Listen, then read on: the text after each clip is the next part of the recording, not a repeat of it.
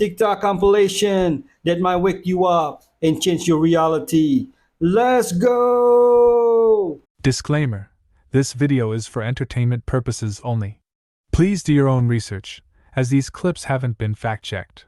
This dog was once framed for a crime while taking public transportation, but despite being the target of a smear campaign, it all ended up working out in his favor. Boji is a formerly stray dog from Istanbul, and he became well known for taking public buses, trains, and ferries on his own every day. Boji would travel around 20 miles each day, occasionally getting off to check out new areas, and then coming right back and waiting patiently at the station for his next ride. Fellow travelers started to look forward to seeing the respectful commuter dog, and his popularity grew pretty quickly. City officials even gave him a GPS collar to keep track of him, and his own official commuter card, allowing him to ride for free. But Boji became the center of controversy when dog poop was found on one of the city's trains, and Boji was accused of leaving it there. Boji's official social media account quickly shared his alibi, saying that he had been with a trainer all day and was framed. The controversy became so heated that the transit system had to review their security tapes, and they found that a man had in fact planted the dog poop and blamed Boji. So Boji was officially proven innocent, but because the situation had garnered so much public attention, it was decided that adoption was in his best interest to keep him safe. So in the end, Boji's name was completely cleared, and he was adopted by a local businessman, so he's now retired from his celebrity life and he has a warm and loving home. Boji went with his previous owner to a park every weekend. When the owner died, he took the train, bus, and ferry every day to go to the park alone. That dude, I'm not even kidding, this just happened to me right now. This dude just stopped me in the middle of the street and he was like, listen, I just need to tell you this, but your shoes do not match your outfit. And I thought he was just joking. I was like, haha, what? And then he's like, no, I'm serious. Shoes are too dressy and your dress is too casual. I stared at him for like 5 seconds just in total silence. And then I was like, why are you talking to me? He was like, I don't know, I just like to give advice sometimes. And we just stared each other in the eye for like 10 full seconds. I'm so disturbed. And then he just walked away. What did I do to him? I mean, wear what you love. There's no rules. What do you think? This is Frank Lucas, one of the biggest drug lords of the 20th century. And this is the outfit that took down his empire. 1971, Joe Frazier, Muhammad Ali, the fight of the century at that time. Anybody was there. Diana Ross and them was there. Tickets was $150. So that was like the price of a Rolls Royce back in 1971. In come Mr. Frank Lucas in a $100,000 chinchilla. Now, just picture if you can get a Rolls Royce for $150 back in 1971, this man could have probably bought a strip mall with this jacket. And that's when the feds knew who it was. Now, you have to also understand this. In 1971, there was no camera phones. They actually had to put the flash on top of the camera to take the pictures. And this is at a time that drug dealers didn't take pictures. This man was taking pictures, so he knew what he was doing. But at the same token, I don't think none of this would have happened if he didn't have on that hat and the feds could have just watched the fight. Him putting this coat on and having a better seat than Barbara Streisand and Woody Allen and them probably put the target on his back. But once the feds had seen this man sit in front of them and stand up, and they was looking and trying to see who's in front of him, that's when it all started, the beginning of the end. In the movie, his wife chose the outfit to wear for that day. Denzel played his part in American Gangster. Is the safest country in the world in the case of World War III. Imagine a scenario where World War III has erupted, with nuclear bombs being dropped around the globe, engulfing the planet in fire and destruction. In this dire situation, these are the 4 countries that are the safest for you and your family. Starting with number 4, we have Fiji, located approximately 1,800 miles from Australia. Fiji is considered a well-developed island country in the Pacific Ocean. With its beautiful beaches and abundant natural sea resources, it is situated so far from Asia, the Americas, and Europe that it wouldn't be impacted by any major war happening in these regions. Additionally, Fiji lacks any strategically important resources, making it less attractive to other superpowers. Moreover, Fiji is blessed with agricultural land and an almost unlimited supply of seafood, ensuring that even if a world war starts, people living there wouldn't be significantly impacted. Anyway, to learn about the remaining 3 countries, be sure to like the video.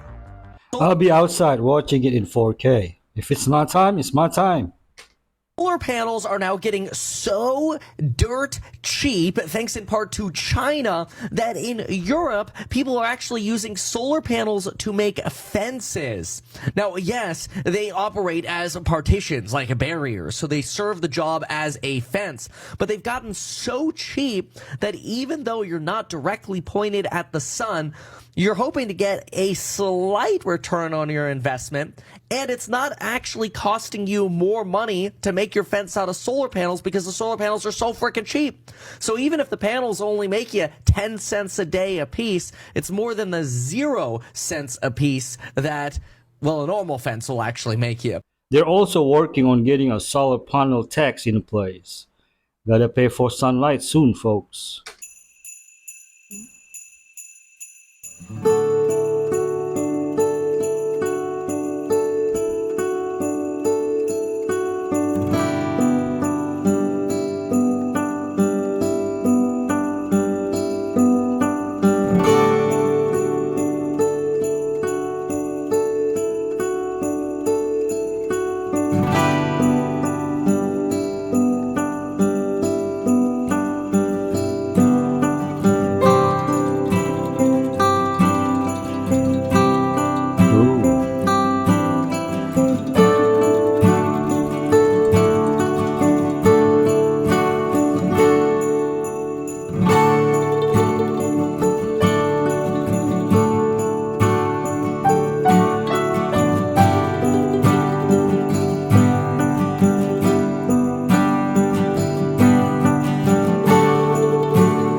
Life felt so different back then.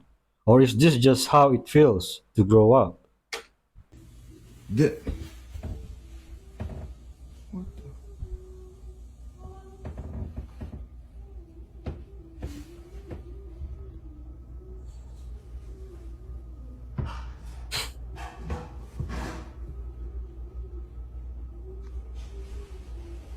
Dylan.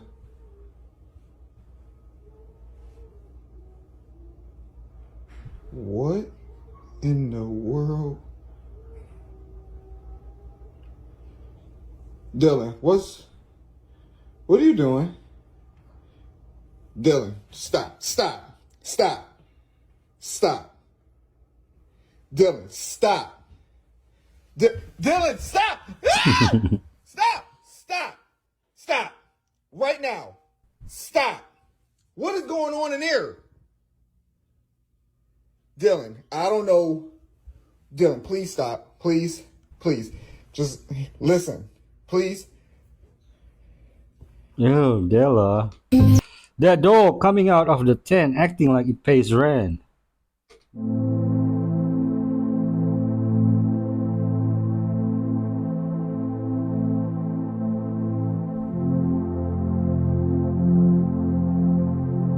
Genuine question.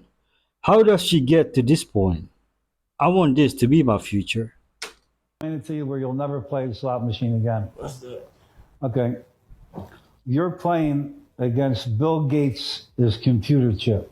Do you like your chances? No. Okay. So why do you think there's 10,000 machines and only one baccarat table? Because every $100 bill that goes in, they kick you back out $90. So they make $10 on every $100 bill. Every minute of every hour of every day, 365 days a year. When they stick that $100 bill in, you just made 10. They're going to make you hit cherries, lemons, 3 sevens, blueberries. You're not going to get the $100,000 jackpot. But to people who are addictive, you're never going to see a clock. You're never going to see the outside of a casino. Atlantic City's on the beach. You can't look out the front window. They don't show you the beach. The contours in the rug are made for you not to look down. It hurts your eyes. The bells going off. You see the machines? That's all addictive.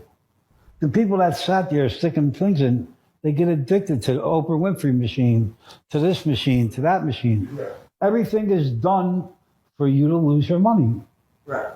They say play the machines that are nearest to where people walk. They are programmed to go off more often, and people walk in by see it. Is that right? Going to school one day and I felt a dead body like laying in the dumpster. And I was looking like, yo, it's a real dead body. And you would think I was scared, but it was almost like I was interested. Like, yo, that's a dead body. And I stopped actually going to class and I just stopped instantly, just stopped going to school, period. I would see so many different people around the neighborhood and I felt like they wasn't strong enough to hold what they had down. And I was like, man, I feel like I can do this. Like, I feel like I could come out here and take this over. And I was feeling like this for a minute and I would watch this one dude and I would see this dude. He would come out, pull up on blocks and just start shooting at people and people were scared of him. And then he like me, he was like, man, what's up, little homie? I'm like, man, what's up, man? He was like, man, listen. He like, you want to kick away? I'm like, man, I love to hang with you, man. And one day, I actually was just seeing him just booking in the neighborhood and really just moving in authority. And I was like, man, I want that. I said, I want that. One day he ended up getting locked up. He went away for a while. And then I was like, man, wasn't nothing going on. And I was just like, man, we gotta find a plug, man. And I told one of my homeboys and we found a plug. I established my own crew. And I started telling people like, look here, man, we out here now. Y'all can't come down here. This is our neighborhood at this point. We started moving in authority, started moving with that same muscle I was saying. Next thing you know, I became somebody that I never thought I would ever be.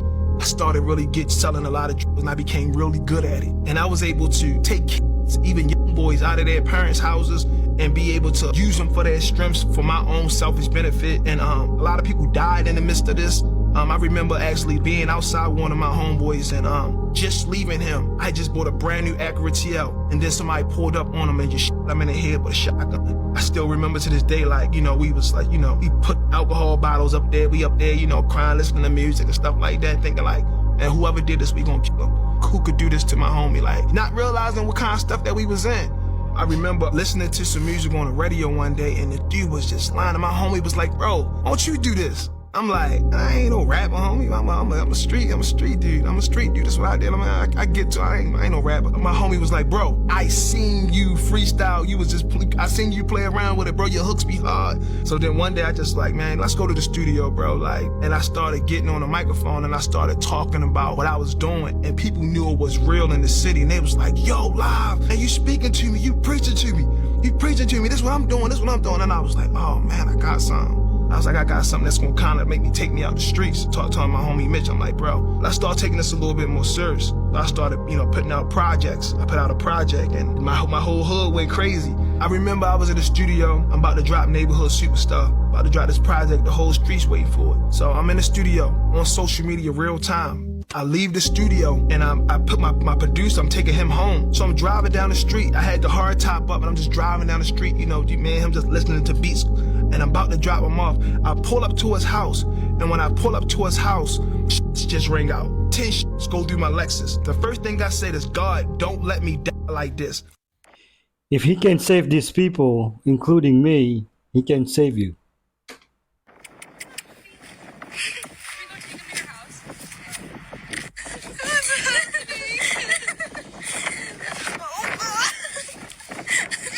White women ain't scared of a damn thing. I don't care what the hell it is. They put out a state-to-state alert posted in the neighborhood gazette. Wolf on the loose. Do not approach. She ignored everything they said. She on the ground cuddling with Big Blanco. Talking about, oh my God, you're so freaking cute. You want to come on with me? Oh my God, you're so lovable. I don't know why the zoo called police when animals escape. Just call a white woman, she'll find it within the hour. I don't care if it's a big-ass gorilla, she'll be in the street negotiating with him. Tell me, Bruiser, do you want to go back to the zoo enclosure? Or you want to come home with Mama? We have the space. And if we don't, my husband can build something. You want to come back with us? Okay, come on, baby. Pretty sure there's a wolf dog, but still, he's cute. I definitely would have pet him. I feel like a full wolf would be bigger. Look at this.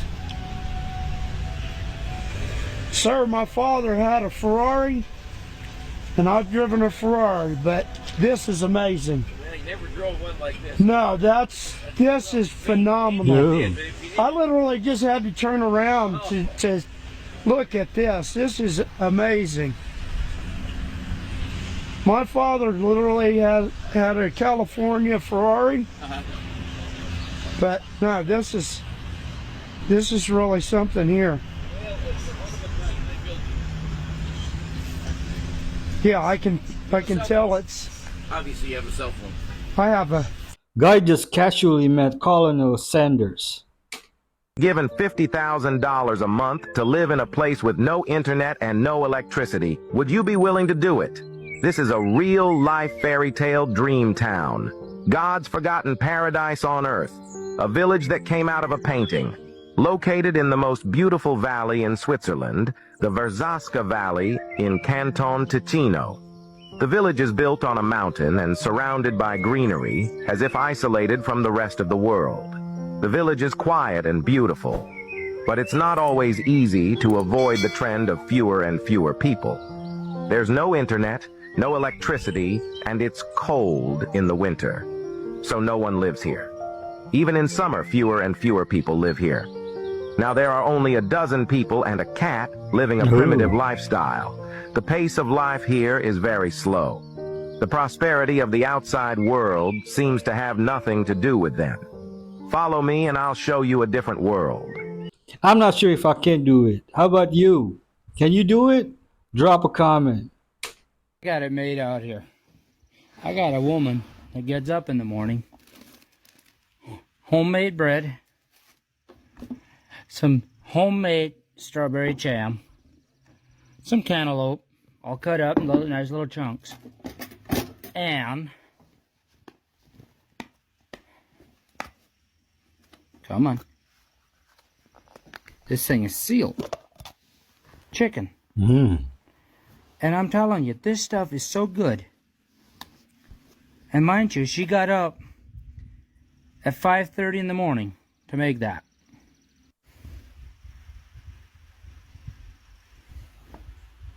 There's no better feeling than that of a woman who truly loves you. China and Russia form a country and a war breaks out with the United States, can the United States defeat them? Let's analyze it. The combined GDP of China and Russia is $20 trillion, while the GDP of the United States is as high as $25 trillion.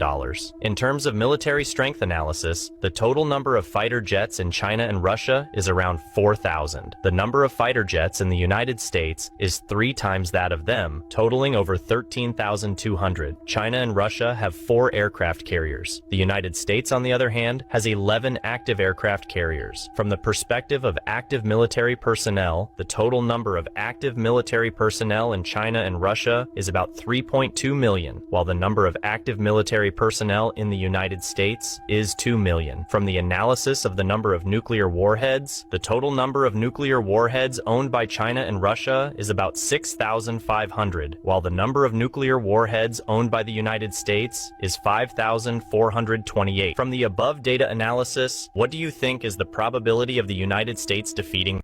But you didn't consider that USA is in the NATO, so every other NATO country would help USA.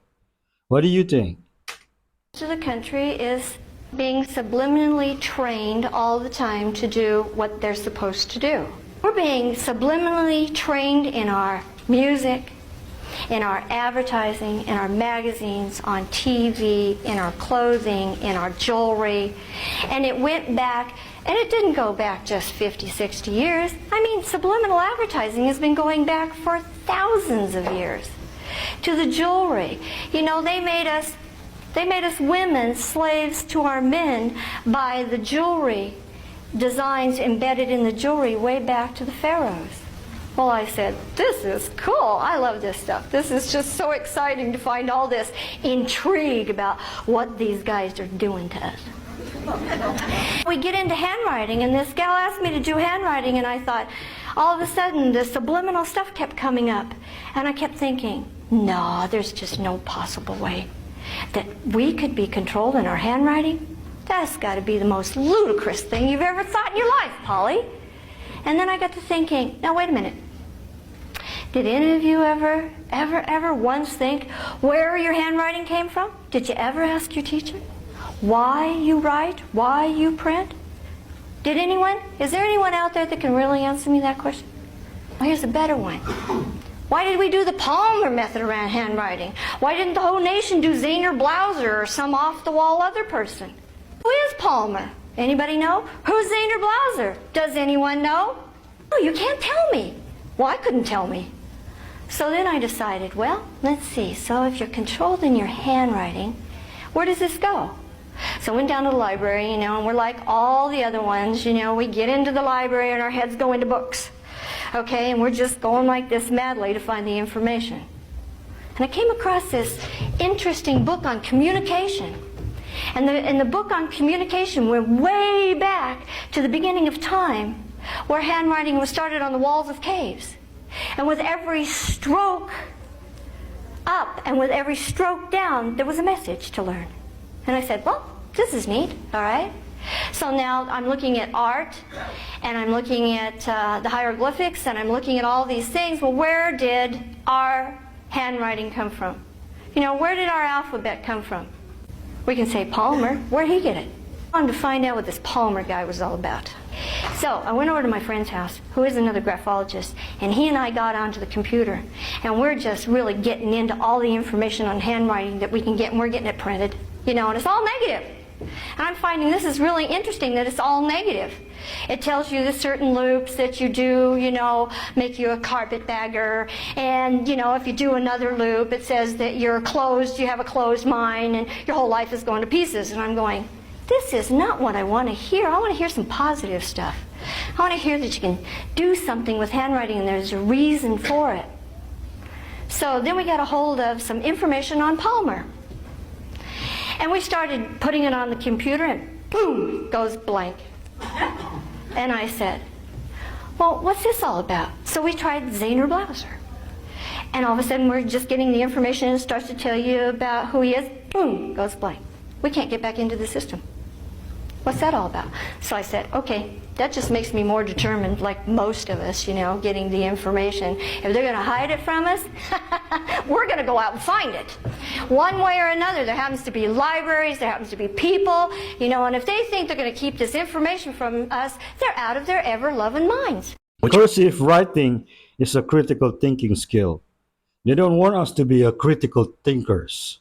What you're seeing now is the 8 versus 1,000 hide-and-seek championship. 8 players must hide in this college and evade the collective search of 1,000 students to win $100,000. Player 1, the principal, plans to hide in the corner crevice outside the school building. Here, they intend to create a makeshift plaster wall to seal themselves in. Player 2, Mickey, can't resist sticking his face out no matter where he hides. For this round, he plans to hide on the roof, wearing a ghillie suit to blend into the surroundings. What? The result is pretty spectacular. Players 3 and 4, Pete and Kang, are teaming up. They are modifying a glass hallway wall, turning it into a cleverly disguised bulletin board. Their hiding strategy is intricate. Kang will hide in the upper compartment, while there's a hidden space below for Pete. They believe that even if the hunters find the upper compartment, they would never think to check for someone hiding below. Player 5, Jimmy, chose the rooftop of the school building as his hiding spot. His plan involves painting himself to blend in with the sky, creating a camouflage effect. This bizarre strategy left me amazed. Player 6, Barton, has found a prime spot in the library. He's planning to become a man on the beam by creating a hidden space on the rafters to hide in. Overflowing with confidence, he has also posted his posters all around the school. Each of the 7 posters contains a single letter, which, when combined, spell out library. Player 7, Blitz, chose the school gate as his hiding spot. He created a hidden space in the corner of the gate, then opened the gate to conceal his hiding spot. The final result was quite effective. Player 8, Sean, decided to hide in the conference room. He planned to disguise himself as a mannequin and wear a displayed school uniform inside a glass cabinet. What do you think of this spot? Now, all 8 players are in position. As the countdown begins, the hide-and-seek championship officially starts. It looks like the kids are having so much fun. What do you do for work? I'm the CEO of a startup called Airtasker. What's Airtasker? Airtasker is a marketplace for local services. Anything that you can think of that you need done, you can post a job and people will come and do it for you. Wicked, man. And then how much revenue is your company doing? We're doing about $250 million of turnover and we make about a 20% cut on that. How did you start your business? So I was moving apartments. I asked a friend to help me move and it just made me think, why do you ask your friends to do all this stuff and annoy them when you could actually create a job and someone in your community could actually help you out? So that was the start and, it's been a roller coaster since then. We tried so many different things. I think one of the cool things that we did is we posted a job for someone to line up for the first iPad in the world at the Apple launch. And so this guy lined up for 5 days outside the Apple store. It kind of got a lot of publicity and we kind of got famous off the back of that. And people were like, oh, so you could like get someone to do like anything for you? That's crazy. This is literally the same principle on which Airbnb, Upwork, Uber, and every such company is based. Zell always told me we'd be at the parties. He said, you leave 30 minutes for the devil get there.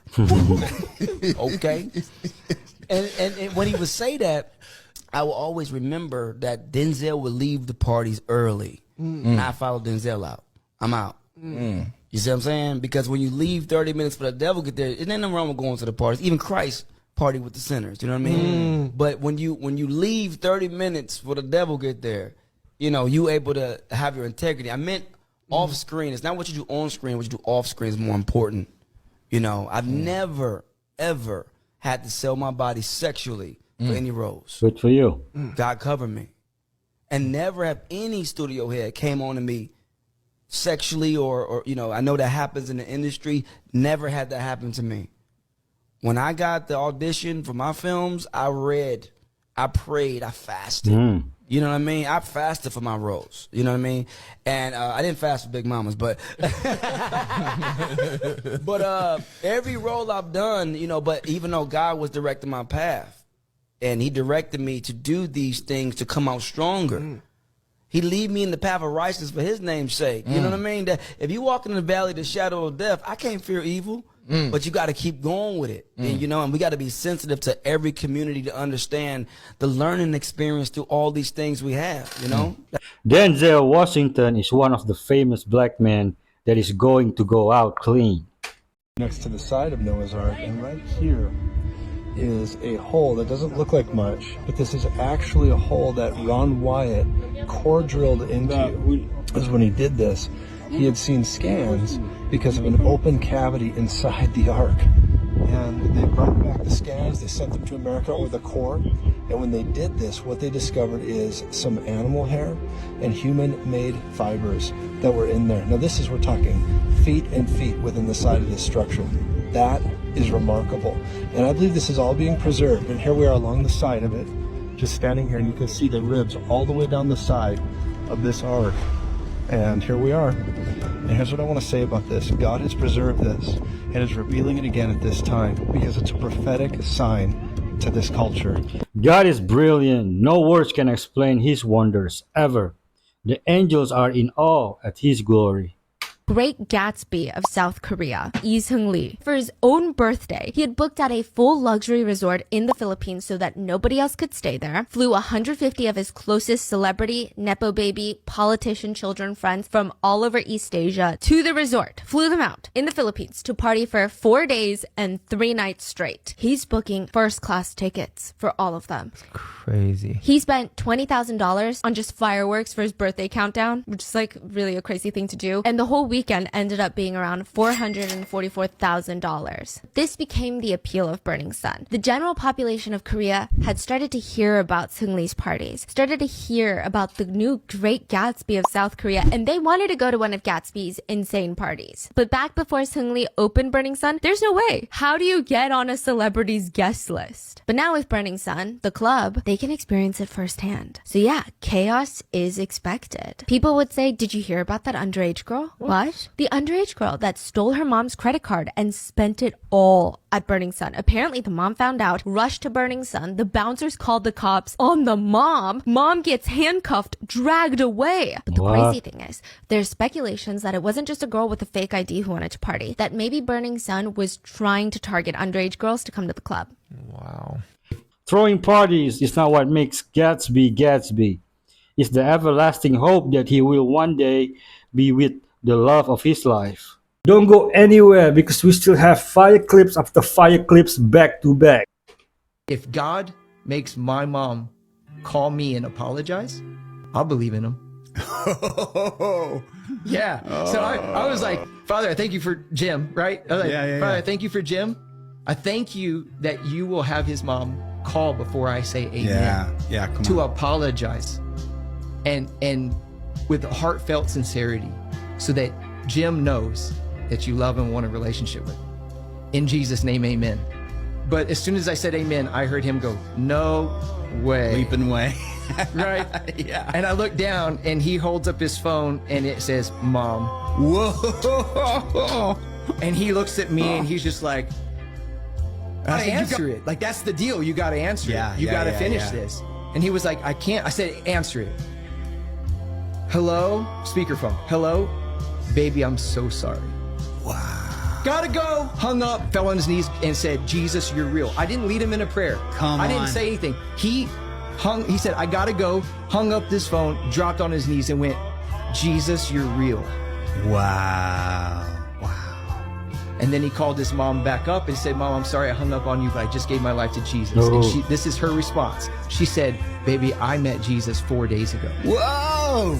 Come on. This is too good. Yeah. And so then they're just like embracing through the phone. Wow. Total reconciliation in the moment. All forgiveness, the power of God. The Holy Spirit is in. It was incredible. I just would not test God. I ask, but never under the condition of if you know. God is great. Trust and believe, and you will see. Don't understand the people that you're dealing with. You really don't know who they are. You're walking around thinking that you know your wife or your husband, your children, your boss, your friends, but you really don't have a clue. You don't understand their experience. You don't really know what they think of you, actually, as well. Most of the time, you're projecting onto them your own images. Let's say, you had a particularly bad relationship with your father or your mother, and you don't like people in authority because of the relationship to your father. And so you meet somebody who's powerful, who has authority, and you hate them. You have a bad instant reaction because you're projecting onto them some image from your own childhood. So you don't see the people that are in front of you. You're not seeing them. You're not understanding them. And what happens when you operate in darkness? When you operate without knowledge, you make mistakes. You say something very stupid that offends the other person. You don't even realize that you've offended them. We only know someone to the extent they choose to reveal to us. I like that. But if you have the Holy Spirit, He'll give you discernment. 17-year-old girl has just shocked the world after she made her debut for China standing at a staggering 7'3". I don't know what the hell is going on. Just a few days ago, we had an 18-year-old standing at 7'9", and now this. Either way, Zhang Xiyu absolutely dominated her first game, putting up 19 points and 7 rebounds on 9 for 9 perfect shooting in just 13 minutes. RIP to anyone mocking her. Then, just 2 days later, she played her second game against New Zealand. She put up 36 points and 13 rebounds. And I mean, honestly, seeing her on the court doesn't look real. At 7'3", it also makes her the tallest woman in the world, as the current Guinness World Record is only 7 foot. She looks normal too. Body is a proportion. Future WNBA? Question is, what happens when you go gray? When you go gray, you're still maintaining about 60% of your original energy, right, of the hair. 40% is the energy of the gray hairs, which actually ironically represents, or not ironically, it's actually okay, sure. It represents wisdom. So gray-haired people or the gray hairs enable you to connect to the collective consciousness of humanity on autopilot, as well as tap into obviously the experiences that you have, right? So again, when you go gray, that is a sign of wisdom, right? Because usually it happens later in life, but also an innate ability to connect to the collective consciousness of humanity and be a little bit more intuitive through there, right? This video here shows a new trend in China, 这种冰式旅游, commando travel. Young Chinese have been doing this lately to visit a lot of sites quickly while barely spending any money. In this case, you can see they started their trip by putting makeup on at 2 a.m. in the morning and then heading to the train station. By 4:20 a.m., they were in a city of Changsha in time for some late night street snacks, or maybe it's early morning street snacks. They visit 17 sites in total and spent only 100 yuan. This is the kind of trip my family and I would do over like 3 days. By midnight, they reach a train station again, this time to travel to Wuhan for another day-long commando travel session. Here's 3 of the top comments from Douyin. It's like it's the last 24 hours of their life. I can barely breathe after watching the video. I wonder how many other friends those two walked to death before finding each other. Commando travel is when you travel with no underpants. To the next chamber on the other side. But as soon as I reached this area, I realized that something is weird. There are no steps leading to the second chamber. But more importantly, there is a sign placed in front of the chamber that clearly says, "Do not enter." So I asked the security guard if I can enter the chamber. He laughs and says, "There are no steps and no one can climb it."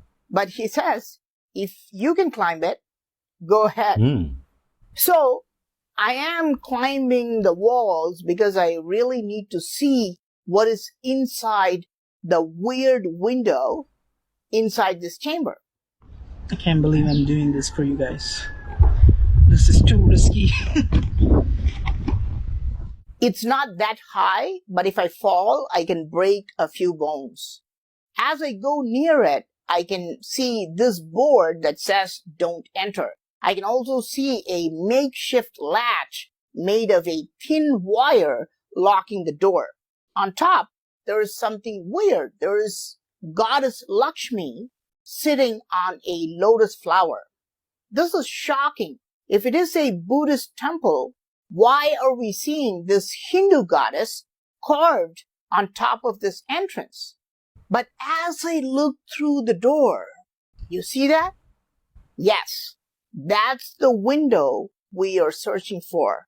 It is located right on top of the pedestal, and it is connected to the previous chamber we saw. And now, I'm not only going inside this chamber, but I'm going to go inside this weird window. I'm finally going to climb inside that and see what's hidden inside. If I just go up this This is in Indonesia. We have so many of these temples in Indonesia. The big one is Borobudur, an ancient site widely considered to be one of the world's 7 wonders. It's huge. Oh, that liver is one of the most nutrient-dense things you can put it inside of your body. And if you cook it right, it's actually delicious. You first want to cover it with milk so that you can take out some bitterness. Some people do it for 2 hours. I like to do it for 30 minutes. Now add half a stick of butter into a pan. Let that foam up. Throw in some onions. Add some salt and pepper. Get a nice beautiful color and set that aside. Now get your liver out of the milk. Pat it dry real good. Now mix AP flour with salt and pepper. Now drop in the liver. Coat it real nicely with the flour. Add in some butter into the pan and fry up that liver. After about a minute, flip it so you can have a nice beautiful color like this. For the assembly, you add in the liver, add in some onions right on top, followed by some parsley for color, and there you have it. The most nutrient-dense food you can ever have. It's a lot better than your regular vitamins. Trust me when I tell you, your body is asking you for it. Give it a go. Try not to salt the liver before frying, but after. You will see the difference in softness. NTP toxicity study that was done by the United States government. It was released on November 1st, 2018. They did it on nocturnal mammals. They used 1G, 2G, and 3G phones. Okay? This is way before 5G. In those animals, they found humongous problems. You can look this study up on the internet. Every G causes a different resonance problem. Like 1G isn't equivalent to 5. 4 isn't equivalent to 5. And you mean like different tuning fork issue? Correct. Certain people have different mitochondrial haplotypes. We also have different skin types. Every single screen. Have you ever stopped and asked yourself why we need Dan Huber's glasses? Because they have found through the programs that the government sponsored, at Tulane Neurosurgery and Neurology, it's called MK Ultra, that they were able to control people through light waves, wires in their head to figure out how they can control the behavior of monkeys. That's actually was done in a place close to where I went to medical school. I knew about all of these studies. So we can be controlled by light waves? No, not we can, we are. We are. Okay? Update your knowledge base. Why does every computer have a blue light screen? Why doesn't it come pre-loaded with Flux or Iris? Well, there's a reason for that. Do you know what the reason is? Because the blue light lowers your dopamine and melatonin level so that you become addicted. Who got that information first? Was it the CIA through the MK Ultra program? No, it wasn't. It was the mafia. You know how they got it? It's how they build Las Vegas. They put a city in a desert, in a geopathic stress zone, has shitty water, shitty magnetism, but great light. And then what they do, they put casinos out there, blocked all the light, and put one-armed bandits in there that made nothing but blue light. You know what the mafia found out by doing that? They didn't have to use a gun to stick you up to steal your money. Then they got even smarter. Then they started getting really pretty girls deliver you alcohol drinks for free. So dopamine levels fell sooner. You gave him your money faster. But hey, can we somehow stop putting the wires in the monkey's head and maybe think about how to do this differently? Because you know that wires in the head deliver electricity, brain works on a DC electric current. That should mean that it must work on light at some level. Well, along comes the people in Silicon Valley in the 50s and 60s, and we get semiconductors. What do we know about semiconductors? When you put electric into it, it makes what? LED. What does LED stand for? A light emitting diode. That's kind of interesting. So when you see the science developing all at the same time, and you realize the criminals were smarter than the centralized doctors. Didn't I tell you that story about the Colombian drug cartel? Isn't this funny how the same thing is happening again? So a guy named Delgado, who is a PhD researcher, he went down to Mexico, where you took your mom, and he put the wires directly into the bull's head and put the guy in there, and they had a remote controller, and they stopped the bull right away from running in to the guy, electrically. So then the next part of the experiment was, without electrocution, just electric. Oh, no, you're not going to get waves. electrocuted. It's just electricity. Yeah. You modulate the frequency. Look, it's just like Lutron shades you have in your house. You turn it up and down, the light goes up and down. Same thing with these controllers. So the next step in their program was, let's get rid of the wires. Let's just put a microchip that's a semiconductor in the brain, kind of like Elon Musk is doing right now with Neuralink, right? Scary, huh? And what do? They were able to control electrically, photoelectrically, wirelessly. So then what did they next do? They said, could we use light to do the same thing? And guess what they magically found? That when you use light, you can control mammals. Their patent attorneys, they own all the patents for blue light technology through screens. Do you think that potentially that all of these things have been used to control different things around you and doing different things? The answer is yes. Why is digital babysitting so successful for parents? Because the baby becomes much easier to control. Have you ever tried to take an iPad away from a 2-year-old that's already addicted to it? One of the things that cleaves to beta endorphin. What is beta endorphin? The natural opiate that your brain makes. So guess what? When you're around this electromagnetic pollution, you lose that beta endorphin, so you need an exogenous hit from dopamine or from... That's how this works. This all came from this study. But I want you to know it graduated from covert work done at institutions like Tulane, at Johns Hopkins, at the Mayo Clinic, at Harvard University. Then it jumped into big tech. Remember the old screens? We didn't use those screens that used to play those stupid video games. Now they became blue lit. And guess who owns all those patents?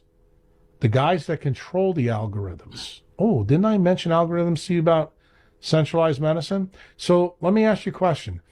Do you make more or less money when you have obedient idiots as your target audience? This brings me to another rabbit hole. Purpose of the blue street lights everywhere? Anyone? According to Schneider, the U.S. government signed an agreement in 1954 with extraterrestrials, granting them the right to experiment on humans and cattle in exchange for technology. This agreement was known as the Grenada Treaty, and it is a well-documented event. The original terms for this treaty were that only a small number of humans would be abducted. They had to be returned to their original locations, and their memories had to be wiped. The aliens were supposed to submit a list of the individuals they were taking to Majestic 12, a government overseeing committee. However, after a few years of this, it became clear that the aliens were taking far more humans than they had originally bargained for, which spawned the origins of the alien-human conflict that persists to this day.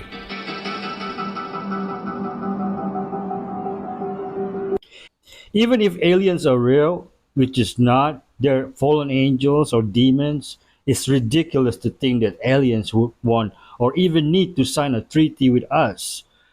For real, like, what do aliens need paperwork? Getting weird. Part infinity. It's a one-of-a-kind listing in Russian Hill that drew a long line of prospective buyers last week. My husband came in and said, you've got to look out the window.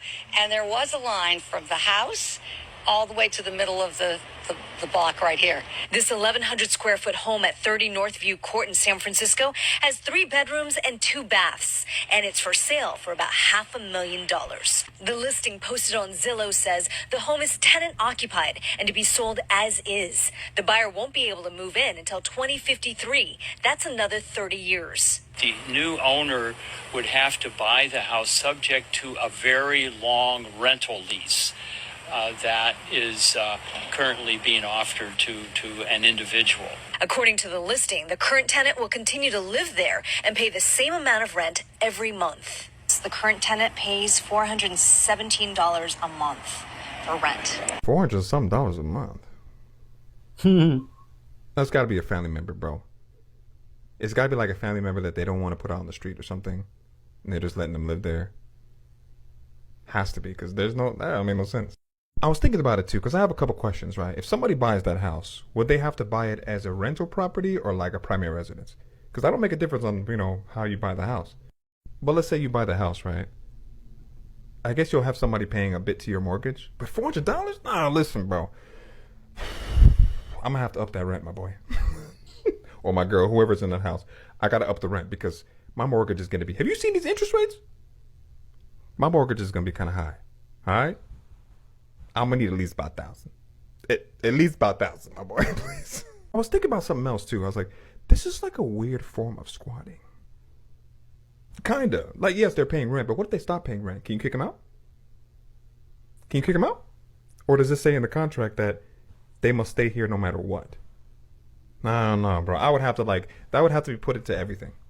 But hey, at least the sellers are being honest. At least they're putting it out there. And if you decide to sign that contract, to me, you're stupid. Because if I buy a house to move into, I'm moving in. This is brilliant.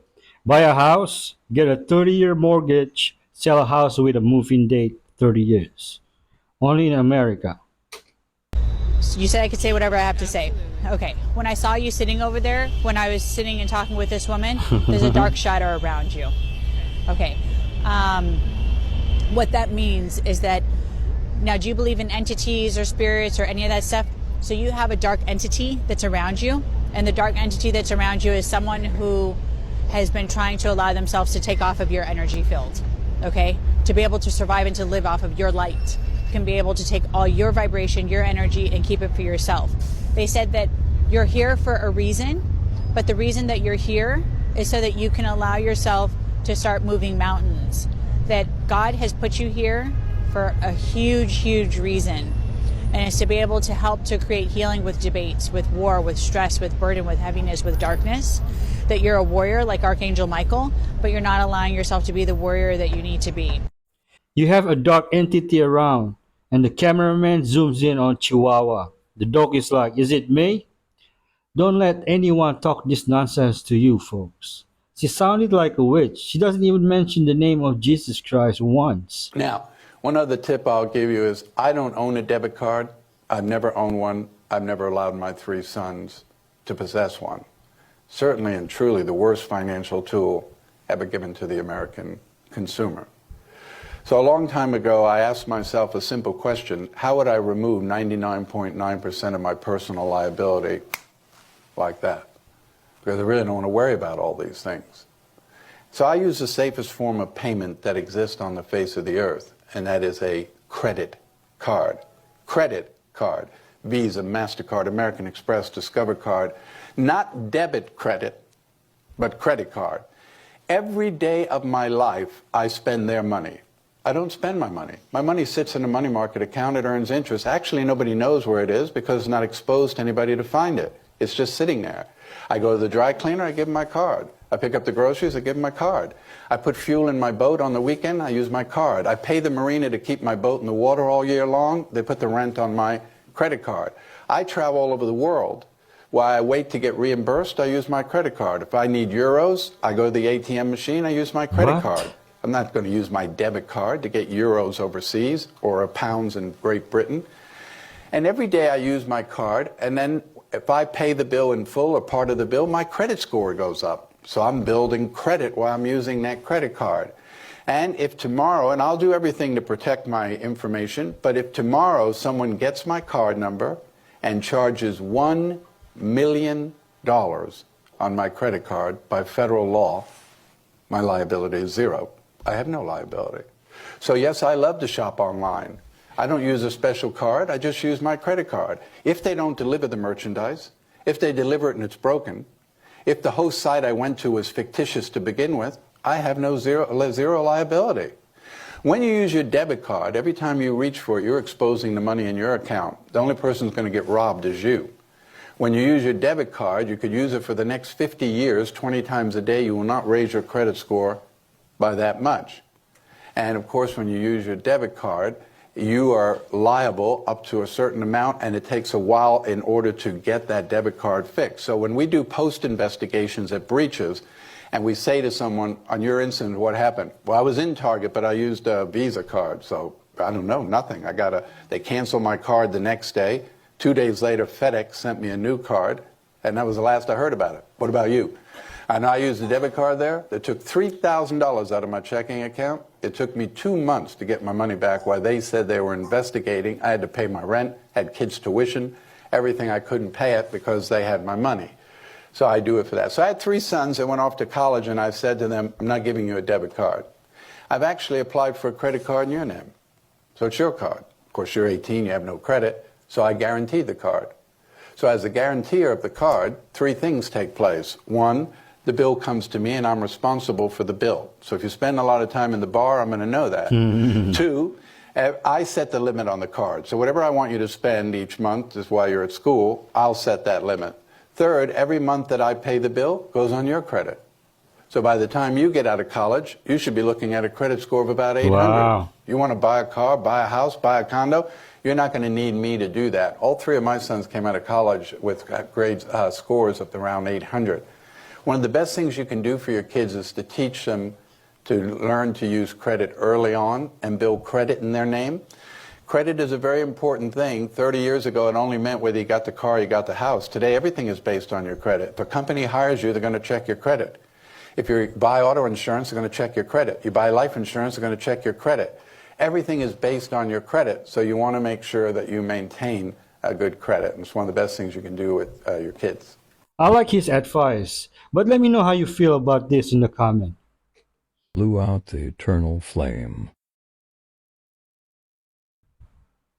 Why do y'all record yourselves doing things that will get you cursed by ancient gods? And you think it's funny? Like, y'all really live your lives running roughshod over everyone, thinking that you have some sort of dominion over the world. And then you act surprised when there's consequences for your actions. I'm not like superstitious. I'm a little stitious, okay? Y'all play games with some of the dumbest shit. Oh, I heard a noise, let me go explore. Oh, eternal flame, let me blow it out. Oh, a Ouija board, let me try it. Like, why do y'all do that?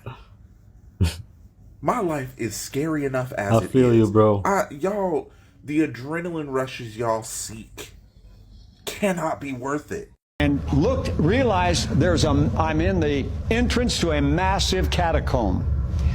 And as I step into it, I look to the left, and here is a massive angel sitting with his elbows on his knees, blackish gray, just like this, eyes blinking. And the second I stepped into that room, he come up and said, "You shouldn't be here." And then I hear the same thing on the right, and I turn, and there's another one. And I said, we are here by divine command of the Lord Jesus Christ. The apostolic mantle that you have bound these many centuries is now loose to the church, saith the Lord Jesus Christ. And they stood up and said, we'll be going then. And their big wings spread. They had to have been 30 feet tall. They could have taken my head like the bottle cap of a water bottle and popped my head off. But the boldness and the power was on me. And I said, and you will not. For the Word of God says in Jude, verse 6, you are to be bound with chains until the everlasting day of the Lord. Great chains. And massive chains come through that catacomb, coming down spiraling. The lengths I couldn't reach to touch the end of one length. Spiraling, knocking their arms and their wings down, wrapping around their ankles, clear up under their necks till all they could do was stand looking up. And then instantly, I was back on my knees in pajamas. I was going to ask in Oregon, Portland, Oregon. This is the testimony of Henry Grover, one of the spiritual soldiers of Christ. So this is Jim, and he claims to be a real-life time traveler by going back in time and showing us restaurants from 1998, 1984. This one here is a Pizza Hut. And Jim has got a lot of backlash over these videos of people saying that this is not real, so we decided to take it one step further and predict actions like in this video here of cars driving past. Gray car, white car, blue car, gray car. And obviously he could have recorded that after the video was taken very easily, and then he decides to take us to a Taco Bell from the past. But in my opinion, there's much better ways to prove to us that you're actually a time traveler. Like, you could go to any movie theater and show us what movies are playing at that time. You could buy a current newspaper in 1984. You could check out the full videos on his page, but what do you guys think about this? This might be controversial, and I might get some hate, but go to New York and show us the Twin Towers. Then I'll believe he's a time traveler.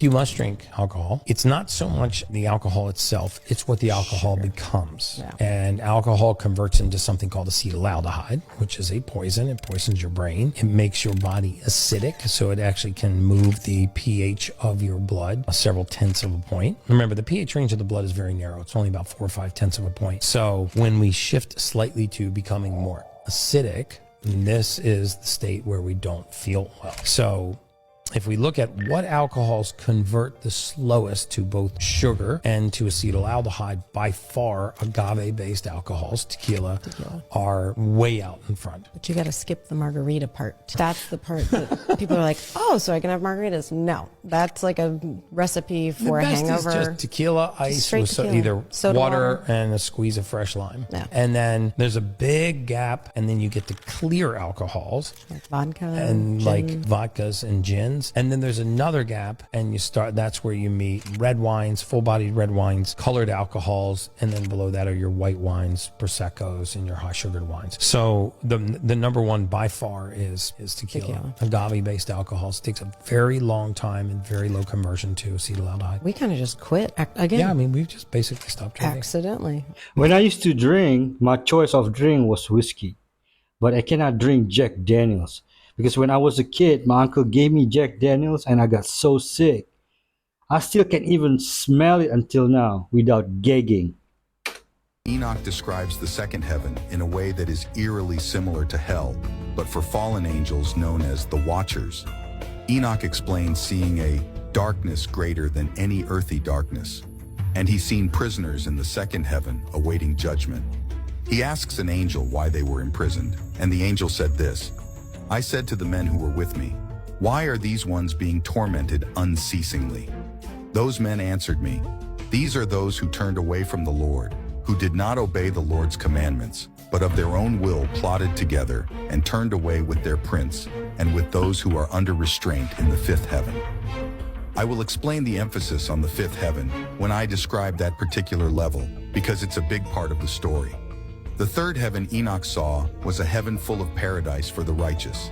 The righteous people will inherit this heaven for their good deeds. However, there is also another side of this heaven very similar to hell. Let me describe what this heaven will look like in more depth, and also fill you in on who the righteous people are. Enoch 2 verse 8 goes on to say, "And those men took me from there, and they brought me up to the third heaven, and set me down there. Then I looked downward, and I saw paradise. And that place is inconceivably pleasant. And I saw the trees in full flower, and their fruits were ripe and pleasant smelling, with every food in yield and giving off profusely a pleasant fragrance. And in the midst of them was the tree of life, at that place where the Lord takes a rest when he goes into paradise. And that tree is indescribable for pleasantness and fine fragrance, and more beautiful than any other created thing that exists. And from every direction it has an appearance which is good-looking and crimson, and with the form of fire. And it covers the whole of paradise. And it has something of every orchard tree and of every fruit. And its root is in paradise at the exit that leads to the earth. And paradise is in between the corruptible and the incorruptible. And two streams come forth, one a source of honey and milk, and a source which produces oil and wine. And it is divided into 4 parts, and they go around with a quiet movement. And they come out into the paradise of Edom, between the corruptible and the incorruptible. And from there they pass along and divide into 40 parts. And it proceeds in descent along the earth, and they have a revolution in their cycle, just like the other atmospheric elements. And there is no unfruitful tree there, and every tree is well fruited, and every place is blessed. And there are 300 angels, very bright, who look after paradise, and with never-ceasing voice and pleasant singing, they worship the Lord every day and hour. And I said, "How very pleasant is this place?" And those men said to me, "This place, Enoch, has been prepared for the righteous." The righteous are described in verse 9 as being those who suffer every kind of calamity in their life, and who afflict their souls, and who avert their eyes from injustice, and who carry out righteous judgment, and who give bread to the hungry, and who cover the naked with clothing, and who lift up the fallen, and who help the injured and the orphans, and who walk without a defect before the face of the Lord, and who worship him only even for them. This place has been prepared as an eternal inheritance. Enoch was then taken to the northern region of this heaven, and he sees what he describes as a frightful place. This place is still located in the third heaven. However, on this side, there is all kinds of torment going on. There is no light there, and Enoch emphasizes this mysterious black fire that blazes up. This is where I really made the connection to this potentially being hell. As Enoch is venturing through the northern region of the third heaven, he then notices a river of fire. Righteous people don't inherit heaven for their good deeds, though. It's by grace through the finished works of Jesus Christ. But still a cool video. What's going on with the Schumann resonance? So the graph is in a total whiteout, which I really have not seen before. Right now, I believe it's about 8 a.m. in Russia, and this stops at just after 1. It's been like this all day, and it's almost off the charts, but since it hasn't been updated, who knows what it's actually doing. This chart down here, I don't really know anything about or what it represents, what it means. I just know that it looks different than it normally does. And if you remember back to last year, June 18th, the chart went into sacred geometry. And right before it turned into this, there was a big black line where there was no data. What do you think is going on? Time feels all out of whack, like super fast. What do you think? Alright folks, I'm going to end our video with this coming clip. Be kind to each other. If you haven't subscribed, please do. There's a free gift below if you like, and if you want to buy me coffee or support me through Patreon, the links are also in the description below. Thank you for watching. Have a prosperous day, and God bless. This is what I'm going to wear on the battlefield when I get drafted for World War III. So you guys, these are so World War III vibes, and they are just some camo dickies. I think these are going to look so cute when I'm running through the trenches on the battlefield.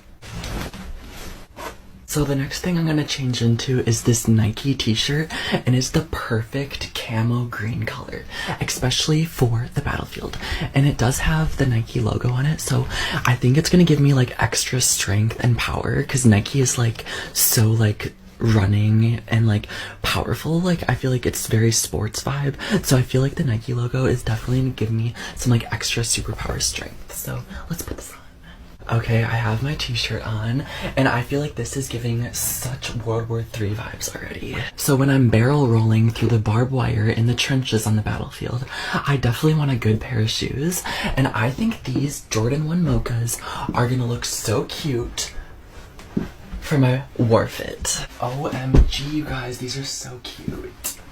So next I really want a good fragrance because the enemies just might want to, like, I don't know, spare me or something if I smell good. So I'm gonna be wearing this Mugler Aura perfume, and I'm gonna drench myself in this because it smells so good.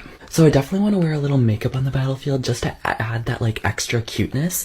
So I'm gonna go in with this green eyeshadow, and I'm gonna do like a green liner. Okay, you guys, so I finished my battlefield eyeliner, and I think it came out so good. It's giving me very, like, utopian Hunger Games vibes, Capital vibes. And lastly, to pair my battlefield look, I'm gonna bring this green bag to store my weapons. So all my weapons are gonna go in here, and so when someone tries me on the World War III battlefield, I will pull it out and I will attack. But yeah, you guys, what would you guys wear on the battlefield in World War III?